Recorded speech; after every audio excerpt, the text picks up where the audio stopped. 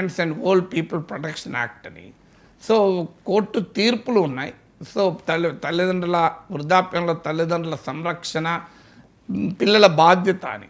Unfortunately ఈ పరిస్థితి రావటానికి కూడా కారణాలు అన్వేషించాలి. ఈ పరిస్థితి రావటానికి కారణాలు ఎందుకు అన్వేషించాలి అంటే, మానవ సంబంధాలు దెబ్బతింటున్న వేళ మనం బతుకుతున్నాం. సో కొన్ని కుటుంబాల్లో ఆర్థిక పరిస్థితి కారణమైతే కావచ్చు. బట్ ఏ ఆర్థిక పరిస్థితి అయినా అమ్మా నాన్నకు అన్నం పెట్టని ఆర్థిక పరిస్థితి ఉంటుందా? మీకు భారతీయ సంస్కృతి ఏం చెప్తుంది? దానం చేయమని చెప్తుంది కదా, దానం చేయమని చెప్తుంది. మీకు ఆకలితో ఎవరైనా వస్తే ఆ ఆకలితో వచ్చిన వ్యక్తికి మొదలు ఆకలి తీర్చి నువ్వు తిను అని చెప్తుంది.